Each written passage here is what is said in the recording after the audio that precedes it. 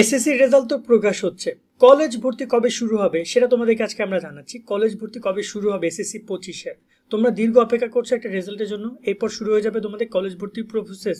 আজকে আমরা আলোচনা জানাবো কলেজ ভর্তি পুরো প্রক্রিয়াটা কিভাবে সম্পূর্ণ করা হবে, কিভাবে আবেদন করবা, কিভাবে কলেজ তোমাকে সিলেক্ট করবে, কিভাবে রেজাল্ট দিবে, কিভাবে তোমরা চান্স পাবা। আগে আমি তোমাদের কলেজ ভর্তির প্রসেসটা নিয়ে একটু ছোট্ট করে বলি, মনোযোগ দিয়ে ভিডিওটি দেখো। টোটাল 5টা পয়েন্ট আমি ক্লিয়ার করবো। নাম্বার 1, তোমার কলেজ ভর্তি কবে কিভাবে শুরু হবে, সম্পূর্ণ অনলাইনে। এই নাম্বার 1টা সম্পূর্ণ অনলাইনে। কলেজে তোমার কোনো কাজ নাই, তুমি কোন কলেজে ভর্তি হবে তাও তুমি জানো না, কারণ কলেজ তোমাকে আদৌ নিবে কিনা নিবে না এটা শিওর না।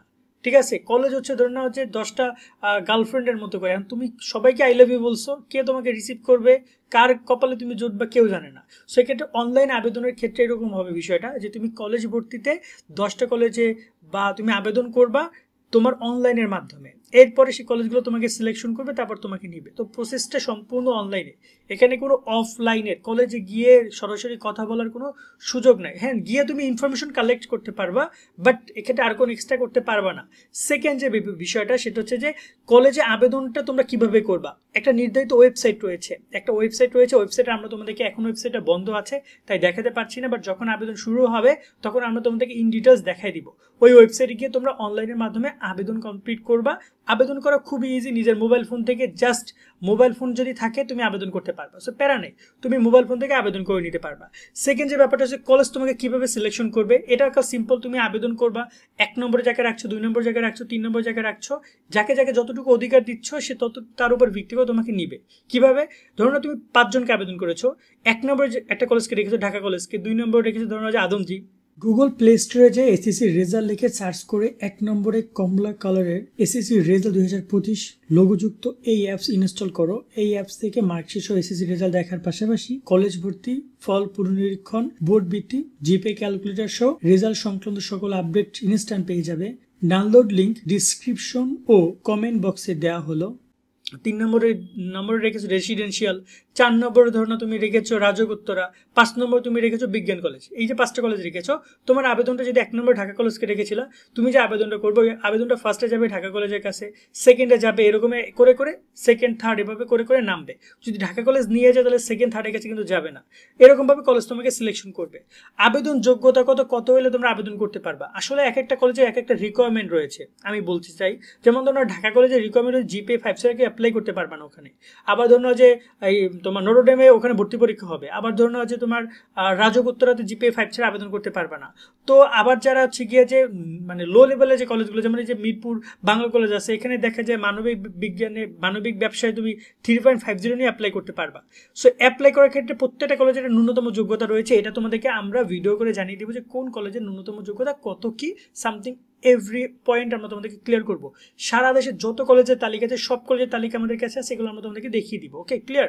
দেন আরেকটা পয়েন্ট হচ্ছে যে তোমার সেখানে আবেদন করার ক্ষেত্রে তোমার এখানে একটা ব্যাপার আমি বলতে চাই যে আসন সংখ্যা, কোন কলেজে কত আসন সংখ্যা রয়েছে সেটাও তোমাদেরকে আমরা পাই টু পাই বলে দিব। যে ঢাকা কলেজে যেমন ধরো ঢাকা কলেজে বিজ্ঞানে আসন সংখ্যা আছে 1000, মানবিক ব্যবসায় একটু কম আসন সংখ্যা আছে।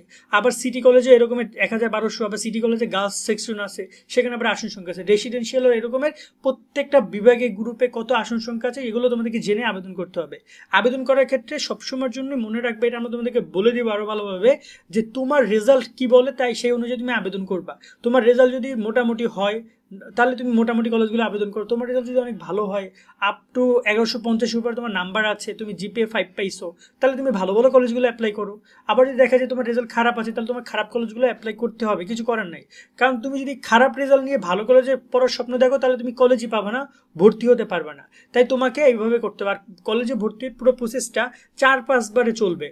প্রথমবার আবেদন করবা, দ্বিতীয়বার আবেদন করবা, বেশ কয়েকবার ধাপে ধাপে তৃতীয় চতুর্থ পর্যায় পর্যন্ত আবেদন চলবে। ঠিক আছে, সেক্ষেত্রে তোমরা টেনশন করো না যে প্রথমবার চান্স না পেলে কি হবে। চান্স না পেলে দ্বিতীয়বার আবেদন করবা, দ্বিতীয়বার চান্স না পেলে তৃতীয়বার আবেদন করবা। It's simple process. আমরা তোমাদেরকে A to Z ক্লিয়ার করবো এই চ্যানেলেই। সেই জন্য বলবো আমাদের সাথে যুক্ত থাকবে সাবস্ক্রাইব করে। এবার সবচেয়ে গুরুত্বপূর্ণ পয়েন্ট, কবে তোমাদের কলেজ ভর্তি শুরু হবে।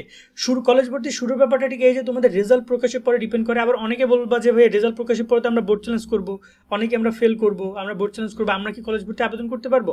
অবশ্যই পারবা, কারণ কলেজ ভর্তি আবেদন দীর্ঘদিন চলবে। আর তোমরা যারা বোর্ড চ্যালেঞ্জ করবা তোমাদের রেজাল্টের আগে অবশ্যই মানে তোমাদের কলেজ ভর্তি আবেদন শেষ হওয়ার আগে তোমাদের রেজাল্ট দিয়ে দিবে। রেজাল্ট পেয়ে তোমরা বোর্ড চ্যালেঞ্জের তুমি যারা করেছো, যাদের রেজাল্ট পরিবর্তন হয়েছে তারা আবেদন করতে পারবা। এখন আসি যে আবেদন তাহলে কবে শুরু হবে। তোমাদের রেজাল্ট প্রকাশ করা হচ্ছে 10 জুলাই। এই জুলাই মাসের শেষের দিকে তোমাদের আবেদন শুরু হয়ে যাবে কলেজ ভর্তির। শেষের দিকেই হতে পারে, যে মাঝামাঝি পর্যায়ে দিতে পারে, যে 25 জুলাইয়ের পরে, আমি মনে করি যে 25 জুলাইয়ের পরে অথবা 20 জুলাই হইতে পারে। বাট আই গেস 25 জুলাইয়ের পরে তোমাদের আবেদন শুরু হতে পারে, বা এর আগেও দিতে পারে। বাট এই জুলাই মাসের মধ্যেই তোমাদের অনলাইনে আবেদনটা শুরু করে দিবে তারা। খুব বেশি দিন তোমাদেরকে সময় দিবে না, যেখানে ধাপ ধাপ করে তোমরা অনলাইনে আবেদন করবে। অনলাইনে আবেদন করার জন্য প্রায় 10-15 দিন সময় দিবে। তারপরে তোমাদের হচ্ছে আবার রেজাল্ট দিবে। প্রথম ধাপে রেজাল্ট, মাইগ্রেশন, নিশ্চয়ন, অনেক কাহিনী আছে। আমরা পয়েন্টে পয়েন্টে ক্লিয়ার করবো, তোমরা এগুলো নিয়ে প্যারা খাইও না, কেমন? তোমরা আমাদের সাথে শুধুমাত্র যুক্ত থাকো সাবস্ক্রাইব করে। আজকের মতো ভিডিও আমরা এখানে শেষ করছি। সকলে অনেক অনেক অনেক ভালো থাকবা। আল্লাহ হাফেজ।